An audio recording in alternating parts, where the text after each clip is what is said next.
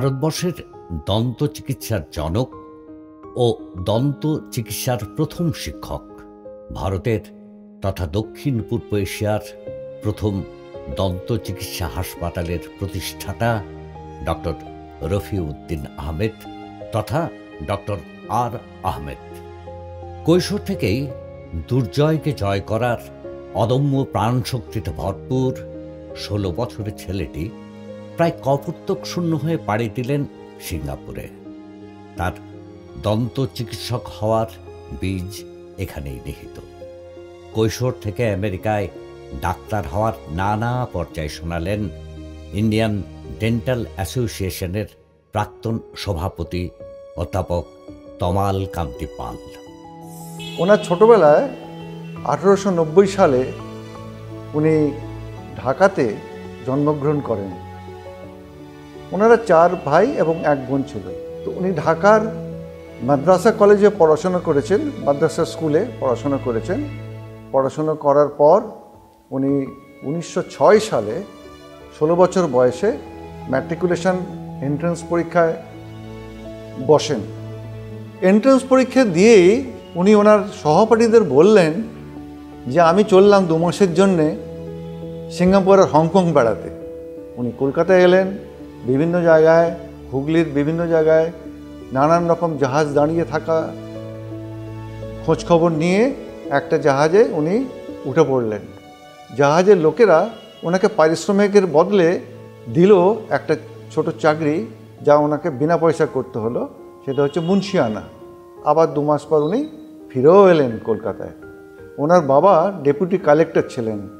উনি চাইতেন ছেলে যেন আলিগড়ে অ্যাংলো অর্গানাইজেশনের কলেজ, সেখানে পড়াশোনা করার জন্য ওনাকে পাঠিয়ে দিলেন। 1909 সালে ওনার বাবা মারা গেলেন। 1910 সালে 60 টাকা পকেটে গুঁজে বম্বেতে এসে বম্বের ডক ইয়ার্ডের জাহাজে উঠে পড়লেন। সেটা হচ্ছে একটা ইটালিয়ান জাহাজ। সেই ইটালিয়ান জাহাজে ওনার কাজ ছিল কিচেনের বসে আলু ছড়ানোর কাজ। সেই করতে করতে উনি ইটালি পৌঁছলেন। ইটালি জেনোয়া শহরে পৌঁছে এখন ওই জেনোয়া শহর থেকে ট্রেনে করে উনি এখন লন্ডন যাবেন। লন্ডনে পৌঁছে উনি একটা এমন জাহাজ ঠিক করলেন যেটা ইংল্যান্ড থেকে ছাড়ে আমেরিকায় পৌঁছায়। নিউ ইয়র্ক পোর্টে এসে দাঁড়ালেন। আইওয়া ইউনিভার্সিটিতে উনি পড়াশোনা করলেন। যথাসময় উনি পাশ করলেন। একটা ফোর্সিস ডেন্টাল সেন্টারে একটা উনি কাজ পেলেন একটা বিশেষ কম্পিটিটিভ পরীক্ষার মাধ্যমে। ওই কাজে যোগদান দিয়ে উনি ওখানে 4 বছর 4.5 বছর মতো ছিলেন। প্রচুর রোজগারপাতি করে বিভিন্ন রকম দাঁতের শ্বাস সরঞ্জাম, চেয়ার, ইউনিট, ইনস্ট্রুমেন্টস কিনে উনি দেশের বাড়ি পাঠিয়ে দিলেন। এবং যুদ্ধ শেষ হওয়ার পর 1919 সালে আমাদের দেশে ফিরে এলেন। 1920 সালে উনি ওনার শহরের ডেন্টাল কলেজ প্রতিষ্ঠা করলেন। ভারতবর্ষে, এমনকি ভারতবর্ষ ছাড়াও পুরো দক্ষিণ পূর্ব এশিয়াতে কি করে একটা ডেন্টাল ইনস্টিটিউট তৈরি করা যায়, সেই লক্ষ্য মাথায় নিয়ে উনি ওনার প্রাইভেট প্র্যাকটিসেই একটা ছোটোখাটো এক্সপেরিমেন্টাল বেসিসে ডেন্টাল ইনস্টিটিউট শুরু করলেন 11 জন ছাত্রছাত্রী নিয়ে। ডক্টর আর আহমেদ হলেন সেই বিরল ব্যক্তিত্ব, সারা পৃথিবীতে একমাত্র দন্ত চিকিৎসক যার নামে রয়েছে একটি রাস্তা। আর আহমেদের একমাত্র উত্তরসূরি দন্ত চিকিৎসক ডক্টর রেজিনা আলিয়া জানালেন তার নানা সম্পর্কে। 3rd জেনারেশনের আমি সবচেয়ে, আমার মায়ের ছোট মেয়ে, 1 ছেলে 1 মেয়ে, তো আমি ছোট মেয়ে। তো মা বলল তুমি ডেন্টিস্ট্রিতে যাও, আমার বাবা খুব খুশি হবে। ডক্টর রফিউদ্দিন আহমেদ আমার নানাও ছিলেন এবং ইন্ডিয়াতে ওনাকে father of dentistry in India বলে ওনাকে জানা হয়।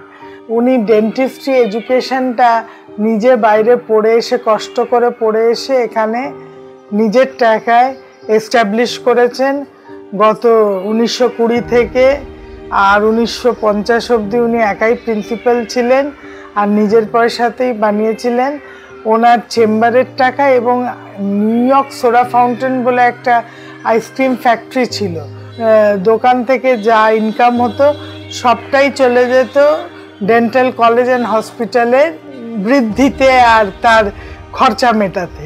এই যে 114 এজেসি বোস রোডে এখন ডক্টর আরামের ডেন্টাল কলেজ অ্যান্ড হসপিটালটা আছে, ওই জমিটা নানার এবং বিল্ডিংটা উনি, জমি বিল্ডিং আর সমস্ত আসবাবপত্র এবং ডেন্টাল চেয়ার সহিত উনি গভর্নমেন্ট অফ ইন্ডিয়াকে দিদেন, ওয়েস্ট বেঙ্গল গভর্নমেন্টে ডক্টর পিসি রায়কে উনি দিয়ে চলে গেছেন for the people of the India.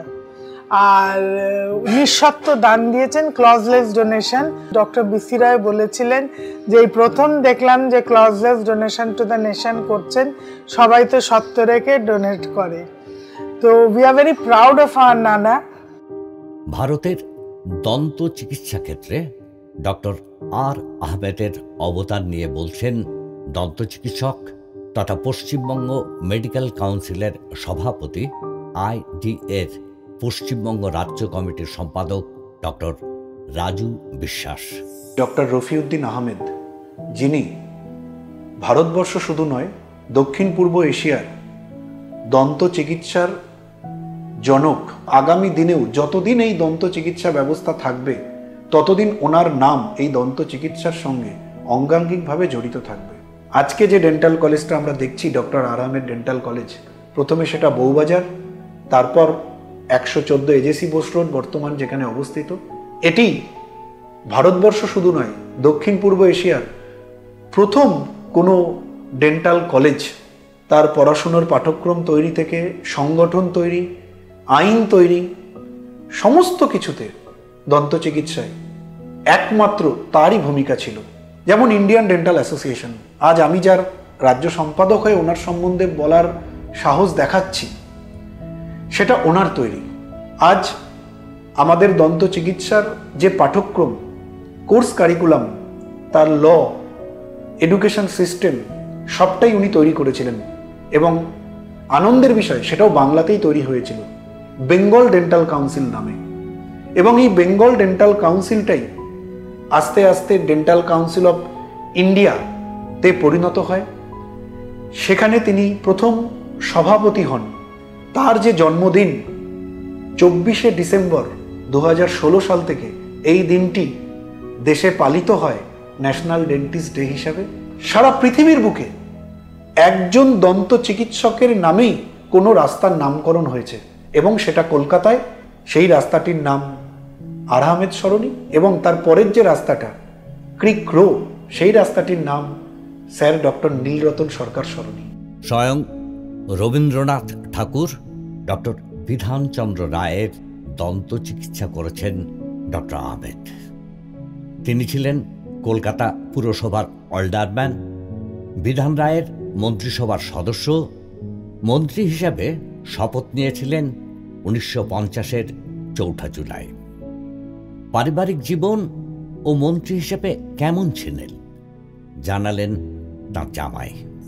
Doctor আহমেদের সাথে খুব ক্লোজ তাকে আমি পেয়েছি আমার বিয়ের পরে 1960 সালে, এবং উনি 1965-র 9 ফেব্রুয়ারি মারা যান। আমি যখন প্রথম দেখি তখন উনি আর ডেন্টাল কলেজের প্রিন্সিপাল নয়, উনি তখন মিনিস্টার হয়েছেন। ডক্টর বিসি রায় মিনিস্ট্রিতে উনি মিনিস্টার ছিলেন। তো সেই সময় দেখেছি উনি ভীষণ নিয়ম অনুবর্তিতা মানতেন, খুব ডিসিপ্লিন লাইফ লিড করতেন। একদিন আমার আর আমার স্ত্রীকে নিয়ে আমাদেরকে বাজারে যাবার ছিল, নিউ মার্কেটের দিকে। তো উনি বলেন চলো আমাকে পৌঁছে দিয়ে তোমরা গাড়ি নিয়ে যাবে। তো আমার স্ত্রী একটু দেরি করে ফেললেন, তার জন্যে উনি খুব ব্যস্ত হয়ে গেলেন। আমার এখনও মনে আছে নিউ রাইটার্স বিল্ডিংয়ের পোর্টিকোর নিচে গিয়ে যে গাড়ি পৌঁছালো, উনি গাড়ি থেকে দৌড়ে, আর ওনার সাথে গাড়িতে ওনার আবদালি থাকে, সে দরজা খুলতে দেরি করতে দেখে উনি আরও ছটফট তাড়াতাড়ি নেবে আর লিফটের দিকে দৌড়তে লাগলেন। পরে বিকেলে আমি জিজ্ঞেস করলাম, দেখা হলে আপনি এই বয়সে দৌড়ে গেলেন কেন? বলে জানো না, তোমরা যে দেরি করে দিলে, আমার 10টার মধ্যে ঢুকতে হবে, আমি 10টা পরে তো আর ঢুকতে পারি না। তাই তো এইরকম নানান জিনিস দেখেছি। পারিবারিক জীবনে উনি ভীষণ সিস্টেমেটিক ছিলেন। ডিনার খাবেন, রাত 8টা হলে ডিনার, এবং ডিনার টেবিলে ফ্যামিলি মেম্বার সবাইকেই আসতে হবে। এই যে ক্যালকাটা মিল্ক সাপ্লাই ছিল হরিণঘাটা, যেটা উনি সেটা ইন্ট্রোডিউস করেছিলেন আর বললেন এইসব আমার স্কুল কলেজের মেয়েরা, এদের যদি কিছু ইনকাম হয় তাহলে ওরা আরও একটু ভালো পড়াশোনা করতে পারে।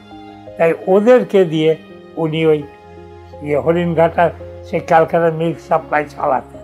উনি কলকাতার মুসলিম লীগের সেক্রেটারিও একবার হয়েছিলেন, কিন্তু ওনার মতের সাথে মিলল না।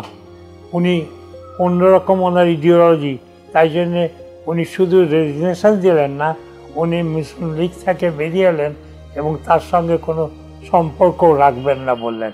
মোহাম্মদ আলী জিন্নার সাথে ওনার খুব মতবিরোধ হলো এবং তিনিও বললেন অনেক কথা কাটাকাটি, you are a dentist, you are not a politician.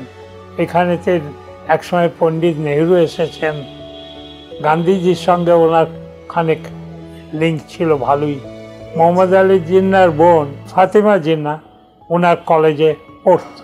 উনি আরম্ভ করেছিলেন এসপ্ল্যানেড ওখানে ফার্স্ট ফ্লোরে একটা চেম্বারে, সেইখান থেকে প্রথম শুরু। তারপর উনি বউ বাজারে গেলেন।